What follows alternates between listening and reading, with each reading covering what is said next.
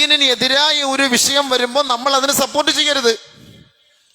അതല്ലേ ഈ റളീതു ബിൽ ഇസ്ലാം എന്ന് പറയുന്നത്. ഇപ്പൊ തലയിൽ തുണിയിടരുത് എന്ന് ഒരു ചേച്ചി പറഞ്ഞാല്, അല്ലെങ്കിൽ ഒരു സിസ്റ്റർ പറഞ്ഞാല്, ഇസ്ലാമിക തന്ത, ഇസ്ലാമിക വാപ്പ, മുസ്ലിമായ വാപ്പ പറയേണ്ടത് ഞങ്ങളുടെ ആദർശം ഇതാണ്, നിങ്ങളുടെ ആദർശം അതായത് കൊണ്ട് നിങ്ങൾ തലയിൽ തുണിയിട്ടിട്ട് നിങ്ങൾ നിൽക്കുന്ന. യേശു ക്രിസ്തു പറഞ്ഞു തലയിൽ തുണിയിടാതെ ആരാധിച്ച പെണ്ണുങ്ങളാകട്ടെ തല മുണ്ടനം ചെയ്യട്ടെ എന്ന്. അത് യേശു ക്രിസ്തുവിന്റെ വാക്കിനെ നിങ്ങൾ കേൾക്കുന്നെങ്കിൽ അള്ളാഹുവിന്റെയും അവന്റെ റസൂലിന്റെയും വാക്കുകൾ ഞങ്ങൾ കേൾക്കുന്നു. റളീതു ബിൽ ഇസ്ലാമി ദീന. ഞങ്ങൾ ക്രിസ്ത്യാനിയല്ല, ഞങ്ങൾ യഹൂദികളല്ല, ഞങ്ങൾ മുശ്രിക്കീങ്ങളല്ല, ഞങ്ങൾ അഗ്നി ആരാധകരല്ല, ഞങ്ങൾ മുസ്ലിമീങ്ങളാണ്, പ്യുവർ മുസ്ലിമാണ്. ഇന്നനി അന മിനൽ മുസ്ലിമീൻ റളീതു ബിൽ ഇസ്ലാമി ദീന. ഞാൻ മുസ്ലിമാണ്, എൻ്റെ മക്കളും മുസ്ലിമീങ്ങളാണ്. അതുകൊണ്ട് ഇസ്ലാമിലൊരു ആദർശമുണ്ട്. അത് ആർക്കും ശല്യമുള്ള ആദർശമല്ല.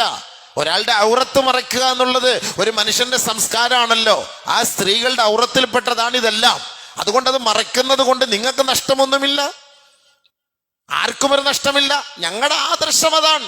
ഞങ്ങൾ പഠിക്കുന്നതിനോ സ്കൂളിൽ വരുന്നതിനോ കോളേജിൽ വരുന്നതിനോ ഒന്നും ഞങ്ങൾ എതിരല്ല.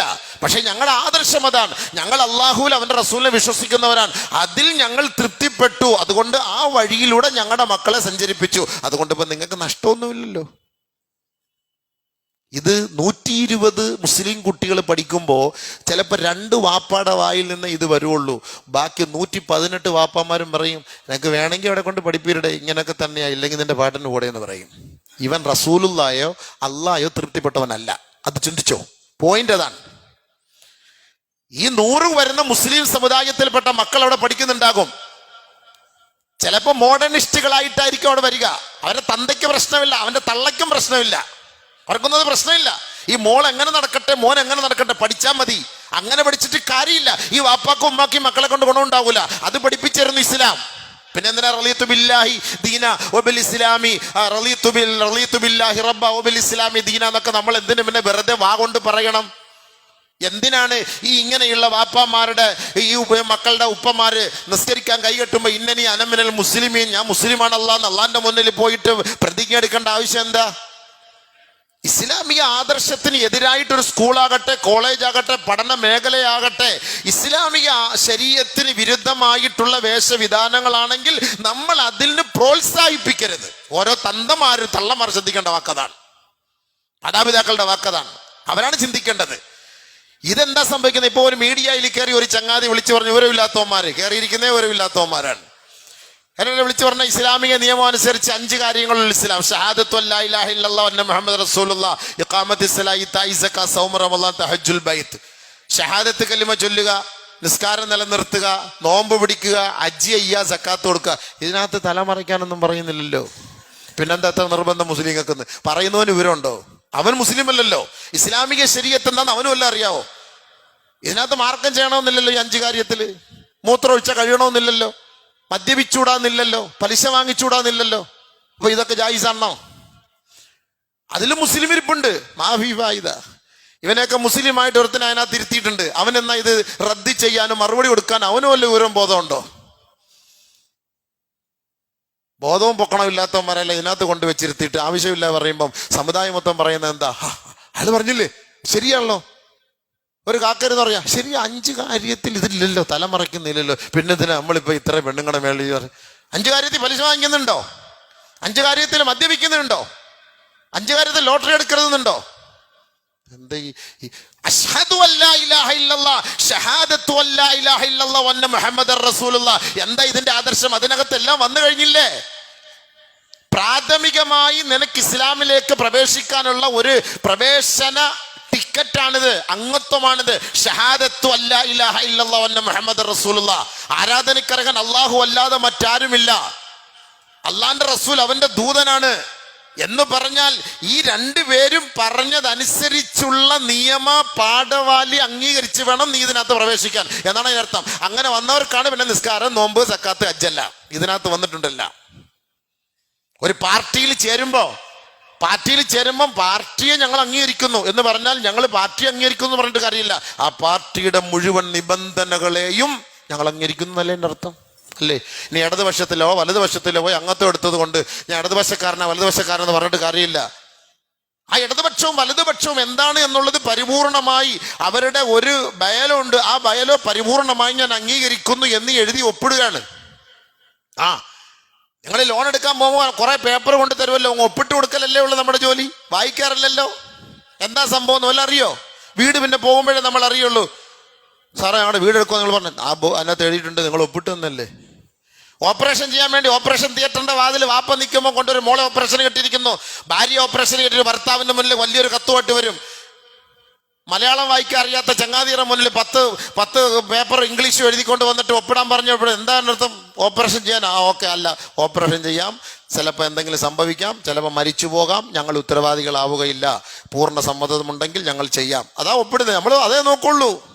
മരിച്ചു കഴിയുമ്പോൾ അടി ഉണ്ടാക്കാൻ പറ്റൂല, നീ ഒപ്പിട്ട് സമ്മതിച്ചല്ലേ. ആദർശം എന്താന്ന് മനസ്സിലാക്ക്. ഷഹാദത്തു അല്ലാ ഇലാഹ ഇല്ലല്ലാഹു വഅന്ന മുഹമ്മദ് റസൂലുള്ളാഹിയുടെ ആദർശം ആദ്യം പഠിക്ക്. ആരാധനയ്ക്കർഹൻ അല്ലാഹു അല്ലാതെ മറ്റാരുമില്ല, അവന്റെ റസൂലാണ് നമ്മുടെ നേതാവ്, നമ്മുടെ ഗുരുഭൂതരാണ്, നമ്മുടെ അധ്യാപകനാണ്. ശരീഅത്ത് നമുക്ക് എന്താണെന്ന് പഠിപ്പിച്ച് വിശദീകരിച്ചെന്ന് നമ്മുടെ നേതാവും പ്രവാചകനും പ്രബോധകനും ഒക്കെയാണ്. ആ പ്രവാചകൻ പറയുന്ന വഴികളിലൂടെ സഞ്ചരിക്കുന്നവർക്ക് മാത്രമേ ഇസ്ലാമിൽ പ്രവേശനമുള്ളൂ. അതല്ലാതെ കയറി വന്നാൽ കേവലം ഒരു നാമധാരിയായിട്ട് കഴിഞ്ഞുകൂടാമെന്നുള്ളതല്ലാതെ അള്ളാഹു റസൂൽ ഇഷ്ടപ്പെട്ടു കൊള്ളണമെന്നില്ല. ആ അള്ളാന്റെ റസൂലിന്റെയും അള്ളാഹുവിന്റെയും തീരുമാനമാണ്. ഒരു പെണ്ണിന്റെ വസ്ത്രം എന്താണെന്നുള്ളത് ഖുർആൻ പഠിപ്പിച്ച വാക്കാണ്. ആ ഖുർആൻ അനുസരിച്ച് ജീവിക്കുന്നവർക്ക് ആ പെണ്ണിന്റെ വസ്ത്രം പരിപൂർണമായിട്ട് അത് അംഗീകരിക്കണം. ഖുർആൻ പഠിക്കാത്തവർക്ക്, അതിനെ നിഷേധിക്കുന്നവർക്ക് ഇസ്ലാമുമായിട്ട് പേരുകൊണ്ട് ബന്ധമുണ്ടെങ്കിലും അള്ളാന്റെ അടുക്കൽ അവനൊരു ബന്ധം ഉണ്ടാവില്ല. അതാ മനസ്സിലാക്കേണ്ടത്. അതാണ് അള്ളാന്റെ റസൂൽ നമുക്ക് പഠിപ്പിച്ച ദീൻ എന്ന് പറയുന്നത്.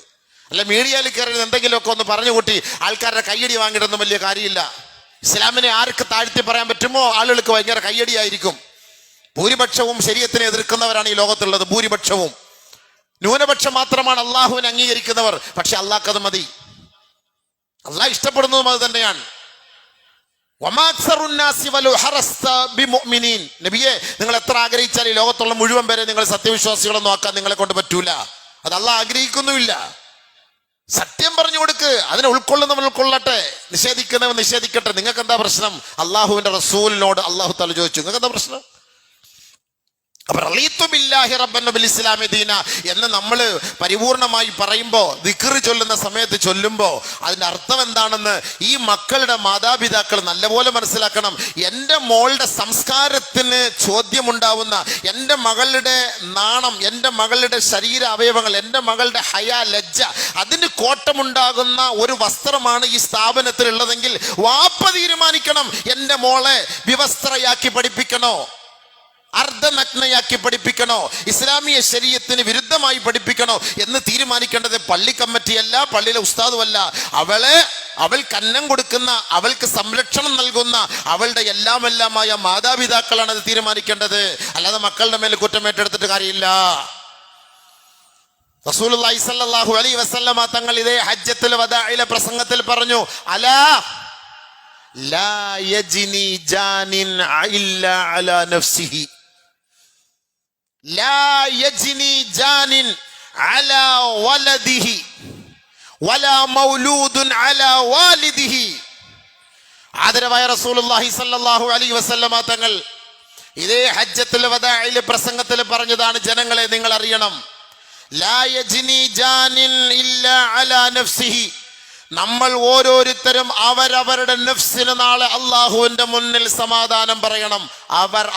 അവരവർ വലാ യസിറു വാസിറത്തും വിസ്റ ഉഖ്റ വലാ തസിറു വാസിറത്തും വിസ്റ ഉഖ്റ. ഒരാളുടെ ചുമട് മറ്റൊരാൾ ഏറ്റെടുത്ത്, ഒരാൾക്ക് വേണ്ടി മറ്റൊരാൾ നാളെ വാദിച്ച്, ഇവിടെ വക്കീലന്മാര് വാദിച്ച് ഒരു കൊലപ്പുള്ളിയെ രക്ഷപ്പെടുത്തുന്നത് പോലെ ആഖിറത്തിൽ പോയി രക്ഷപ്പെടുത്താനൊന്നും നിങ്ങളെ കൊണ്ട് കഴിയില്ല. അവനവൻ ചെയ്തതിന് അവനവൻ നാളെ റബ്ബിന്റെ മുന്നിൽ സമാധാനം പറയണം. റസൂലുള്ളാഹി തങ്ങൾ ഹജ്ജത്തുൽ വദാഇൽ ജനങ്ങളോട് പറഞ്ഞു കൊടുത്ത വാക്കാണ്. എന്നിട്ട് റസൂൽ പ്രത്യേകം പറഞ്ഞു, വാപ്പ ചെയ്ത കുറ്റം വാപ്പ തന്നെ നാളെ ആഖിറത്തിൽ പറയണം. മക്കളെ, നിങ്ങൾ ചെയ്ത കുറ്റം നിങ്ങൾ തന്നെ അള്ളാഹിന്റെ അടുക്കൽ ഏറ്റെടുക്കേണ്ടി വരും.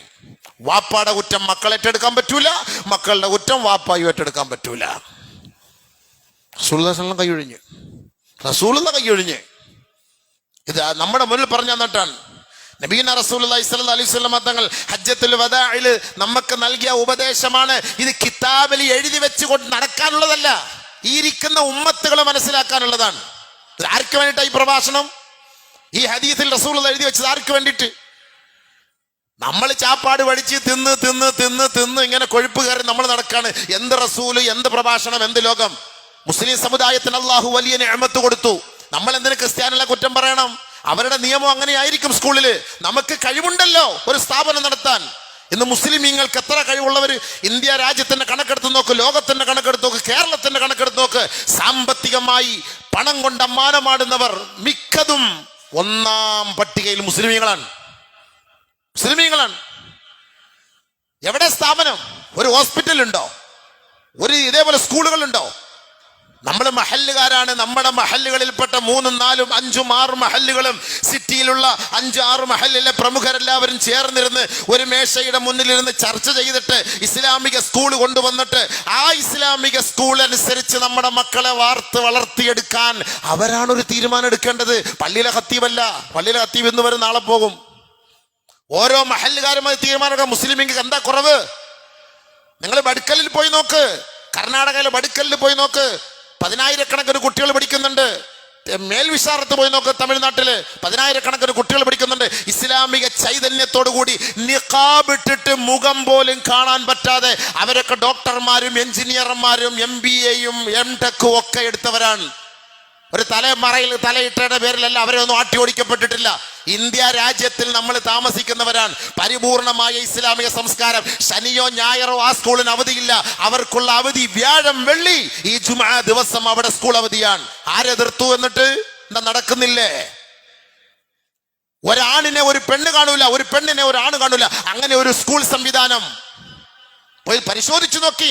തൊട്ടടുത്ത സംസ്ഥാനം കർണാടക ബഡ്കലിൽ പോയി നോക്കി നിങ്ങൾ.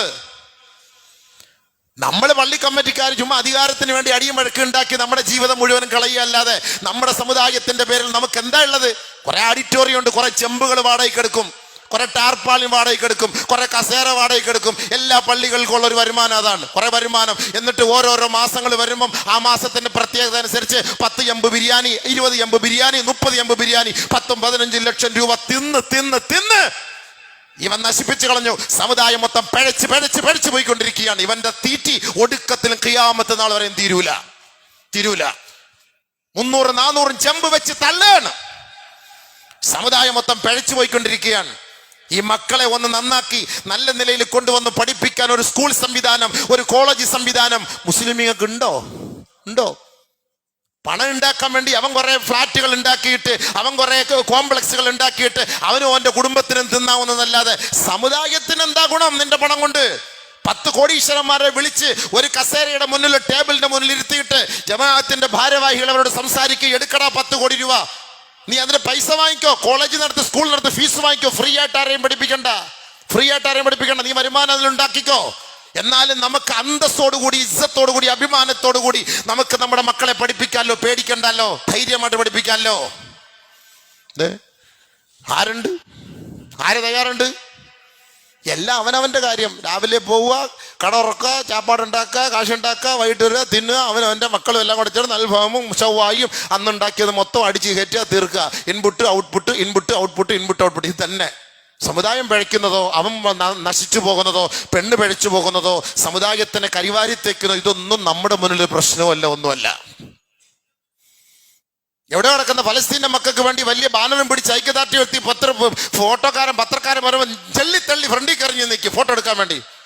ഐക്യദാർഢ്യത്തിന് ഫലസ്തീന്റെ മക്കൾക്ക് വേണ്ടി വന്നവനാണ്. ഫ്രണ്ടിൽ കയറി നിൽക്കണം, തള്ളി കയറ്റിയിട്ട് ഫോട്ടോ എടുക്കാൻ ഫ്രണ്ടിൽ വന്നിക്കണം. അതിന്റെ പേര് കുത്തും തള്ളും. ഫ്രണ്ടിൽ നിർത്തിയില്ല, മോലാളിയെ ഫ്രണ്ടിൽ നിർത്തിയില്ല, ഇതിനു വേണ്ടി ഓർഗനൈസറിനെ ഫ്രണ്ടിൽ നിർത്തിയില്ല, ഇതിനാളിനെ ഫ്രണ്ടിൽ നിർത്തിയില്ല. ഐക്യദാർഢ്യ സമ്മേളനത്തിന്, കല്യാണത്തിന്, അടിച്ചുപൊളി കല്യാണം, ലക്ഷക്കണക്കിന് രൂപ ഭക്ഷണത്തിന് ചെലവാക്കുന്നു, എല്ലാം അവിടെ തള്ളുന്നു. ഓരോ കുപ്പി വെള്ളം വെറുതെ വേസ്റ്റാക്കി തള്ളിക്കളയാണ്. 500 മില്ലിയുടെ വെള്ളം കൊടുത്തിട്ട് ചുമ്മാ ഒരു 50 മില്ലി കുടിക്കും, ബാക്കി 450 കുപ്പത്തൊട്ടിയിലേക്ക് തള്ളിക്കളയാണ്. ഇതിനൊക്കെ ഈ പെണ്ണിന്റെ വാപ്പ നാൾ അള്ളാന്റെ മുന്നിൽ സമാധാനം പറയണ്ടേ? ഈ ചോറ് എത്ര വേസ്റ്റാക്കി കളയുന്നു സമാധാനം പറയണ്ടേ? നേർച്ചയ്ക്ക് ചോറ് വെച്ചിട്ട് വേസ്റ്റാക്കി കളയുന്നു സമാധാനം പറയണ്ടേ? ഈ ബിരിയാണി മേടിച്ചോണ്ട് പോയിട്ട് പെഗ്ഗുമായിട്ട് കുടിക്കുന്നു സമാധാനം പറയണ്ടേ അള്ളാന്റെ അടുക്കൽ? ഇതാ റസൂലുള്ള ഹജ്ജത്തുൽ വിദാഇൽ പ്രസംഗിച്ചത്. ഇതാണ് നിങ്ങളുടെ മുന്നിൽ ഞാനും പ്രസംഗിച്ചു തരുന്നത്. അല്ല എനിക്ക് പ്രത്യേക വഹി വന്നിട്ടൊന്നും പറയല്ല. കേട്ടല്ലോ എല്ലാവരും?